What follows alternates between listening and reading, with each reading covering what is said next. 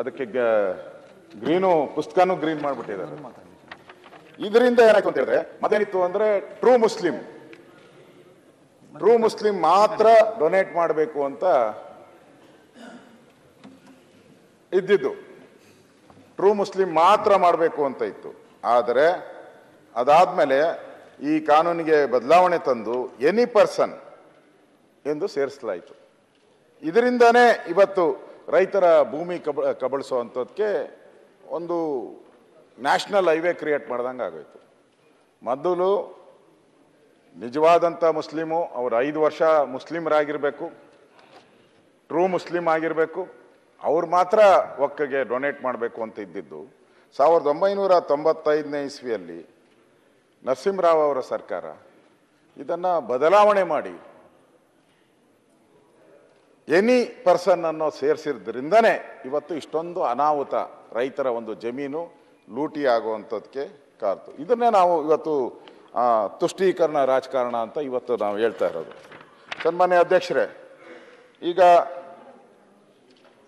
ಪದೇ ಪದೇ ನಮ್ಮ ಕಾಂಗ್ರೆಸ್ಸಿನ ಮುಖಂಡರು ಹೇಳ್ತಾ ಇದ್ದಾರೆ, ಏನ್ರಿ ನಿಮ್ಮ ಕಾಲದಲ್ಲೇ ಹೈಯೆಸ್ಟ್ ಕೊಟ್ಟಿದ್ದು, ಬೊಮ್ಮಾಯಿ ಕಾಲದಲ್ಲೇ ಹೈಯೆಸ್ಟ್ ಕೊಟ್ಟಿದ್ದು, ನಾವೇ ಕಡಿಮೆ ಕೊಟ್ಟಿದ್ದು ಅಂತೇಳಿ ಬೊಬ್ಬೆ ಬಡಿತಾರೆ. ನಾವೇ ಕೊಟ್ಟಿದ್ದು ಅಂತೇಳಿ ಯಾಕೆ ಕೊಟ್ಟರು? ನೀವು ಈ ರೀತಿ ಕಾನೂನು ಮಾಡಿದ್ದೀರಾ. ಏನು ಕಾನೂನು ಮಾಡಿದ್ದೀರಾ ಅಂತ ಹೇಳಿದ್ರೆ ಸೆಕ್ಷನ್ 5ರಲ್ಲಿ ಏನು ಹೇಳ್ತೀರಾ ಅಂತ ಹೇಳಿದ್ರೆ,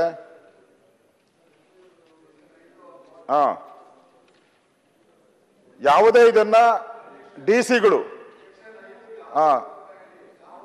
ಮಂಡಳಿ, ಆಮೇಲೆ ನೀನು ಏನೇನ್ಬೇಕು ಹೇಳಪ್ಪ, ನಿನ್ನ ಯಾವ ಕಾರಣಕ್ಕೂ ಮಂತ್ರಿ ಮಾಡಲ್ಲ, ಯಾಕೆ ಒದ್ದಾಡ್ತೀಯ? ನೆನ್ನೆಯಿಂದ ದೇಹ ಒದ್ದಾಡ್ಕೊಂಡು ಕೂತಿದೀಯ. ಬಿಡು, ನನ್ಗೆ ಗೊತ್ತಿಲ್ಲಪ್ಪ, ಯಾವುದು ಗೊತ್ತಿಲ್ಲ, ನನಗೇನು ಗೊತ್ತಿಲ್ಲ, ಸುಮ್ಮನೆ ಬಂದಿದ್ದೀನಿ, ಬಿಡು. ಗೊತ್ತಿಲ್ಲ ಅಂತ ಹೇಳಿದ್ನಲ್ಲ, ಬಿಡು. ಅವಾಗಿಂದ ಅವ್ರದ್ದಾಯ್ತು, ಇವಾಗ ನೀನ್ ಶುರು ಮಾಡ್ಕೊಂಡೆ. ಹೊಟ್ಟೆ ಕಾಣ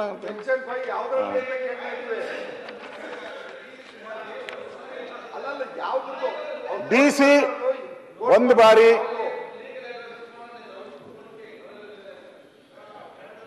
ನೀವೇ ಹೇಳ್ಕೊಡಿ. ಆಯ್ತು, ನೀವು ಉತ್ತರ ಮಾಡ್ತೀರಲ್ಲ, ಉತ್ತರ ಮಾಡೋವಾಗ ಹೇಳಿ ಏನೇನು ತಪ್ಪಾಗಿದೆ ಅಂತ ಉತ್ತರ ಮಾಡೋವಾಗ ಹೇಳಿ. ನಾವು ತಿದ್ಕೊಂತೀರಿ, ನಾವೇನು ತಪ್ಪಿಲ್ಲ, ನಾವು ತಿದ್ಕೊಂತೀರಿ, ಏನು ಬೇಜಾರೇನಿಲ್ಲ. ಒಂದು ಬಾರಿ ಡಿ ಸಿ ಅವರು ವಕ್ಫ್ ಬೋರ್ಡ್ಗೆ ಕಳಿಸಿದ ಮೇಲೆ ವಕ್ಫ್ ಬೋರ್ಡ್ ಅದನ್ನು ಅನುಮೋದನೆ ಮಾಡಿ ವಾಪಸ್ ಸರ್ಕಾರಕ್ಕೆ ಕಳಿಸಿದ ಮೇಲೆ 6 ತಿಂಗಳೊಳಗಡೆ ಅದನ್ನು ಗೆಜೆಟ್ ಮಾಡಬೇಕು ಅಂತೇಳಿ ಕಾನೂನು ಮಾಡಿಬಿಟ್ಟಿದ್ದೀರ. ಬಿಜೆಪಿ ಸರ್ಕಾರ ಇರಲಿ, JDS ಇರಲಿ, ಕಾಂಗ್ರೆಸ್ ಇರಲಿ, ಯಾರೇ ಇರಲಿ, ನೋಟಿಸ್ ಕೊಡಲೇಬೇಕು ಅಧಿಕಾರಿಗಳಿಗೆ. ಅದು ಮಾಡಲೇಬೇಕು. ಅಧಿಕಾರಿ ಯಾವ ಅಧಿಕಾರಿ ಇದ್ರೂ ಮಾಡಬೇಕು. ಅದಕ್ಕೋಸ್ಕರ ಬಿಜೆಪಿ ಸರ್ಕಾರ ಇದ್ದಾಗೂ ನೋಟಿಸ್ ಕೊಟ್ಟಿದ್ರಿ, ಎಲ್ಲ ಸರ್ಕಾರ ಇದ್ದಾಗೂ ನೋಟಿಸ್ ಕೊಟ್ಟಿದ್ರಿ. ಈ ಕಾಯ್ದೆ ಇಲ್ಲ ಅಂದಿದ್ರೆ ನೋಟಿಸ್ ಯಾರು ಕೊಡ್ತಾನೆ ಇರಲಿಲ್ಲ. ಯಾಕೆ ಕೊಡ್ತಾ ಇದ್ರು? ನಾವೇನು ಮಾಡಿಲ್ಲಲ್ಲ. ಈಗ ಇದು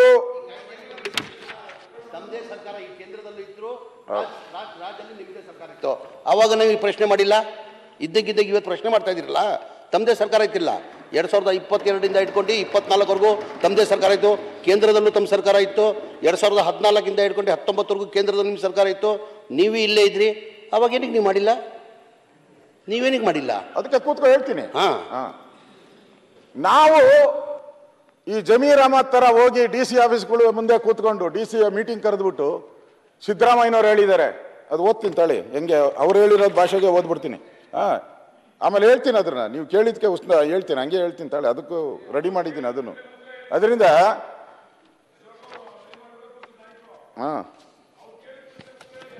ಆರಾಮ್ಸೆ ಹೇಳ್ತೀನಿ, ಅದನ್ನು ಬರ್ಕೊಂಬಂದಿದ್ದೀನಿ. ಅದನ್ನೇ ಹೇಳ್ತೀನಪ್ಪ, ಹೇಳಕ್ ಬಿಡು. ನಿಮ್ಗೆ ಯಜಮಾನಿಕೆ ಕೊಟ್ಟಾಗ ನೀವೇನು ಮಾಡ್ಲೇ ಇಲ್ಲ, ನಿಮ್ಗೆ ಅಧಿಕಾರ ಕೊಟ್ಟಾಗ ಏನು ಮಾಡ್ಲಿಲ್ವಲ್ಲ ನೀವು. ಅವ್ರ ಜನ ರಕ್ಷಣೆ ಮಾಡ್ತಾರೆ, ನಿಮ್ ಜನ ನೀನ್ ಯಾಕೆ ರಕ್ಷಣೆ ಮಾಡಲ್ಲ ನೀವು? ಹೇಳಿ ಅದನ್ನ. ಸೆಂಟ್ರಲ್ ಗವರ್ನಮೆಂಟ್ ನೀವೇ ಅಧಿಕಾರ ಇದ್ರಿ, ಈಗ ಅಧ್ಯಕ್ಷರ ಬದಲಾವಣೆ ಮಾಡ್ಕೋಬೇಕು. ಮಧ್ಯೆ ಮಾತಾಡಿದ್ರೆ ನಾನು ಗೌರವಾನ್ವಿತ ಜಮೀರ್ ಅಹಮದ್ ಅವ್ರು ಏನ್ ಹೇಳಿದ್ದಾರೆ ಅದಕ್ಕೆ ನಾನು ಬರ್ಕೊಂಬಂದಿದ್ದೀನಿ. ಇದೇ ಮುಂದೆ ಬರ್ತೈತೆ, ಅದು ಅಲ್ಲಿವರೆಗೂ ಸಮಾಧಾನವಾಗಿರಿ. ನಂದು ಫ್ಲೋ ಆಗೋದು ಬೇಡ ಅಂತ ಕಂಟಿನ್ಯೂಸ್ ಓದ್ತಾ ಇದ್ದೀನಿ, ಸಮಯ ಕಡಿಮೆ ಇದೆ ಅದಕ್ಕೋಸ್ಕರ. ಅದರಿಂದ ಇಲ್ಲಿ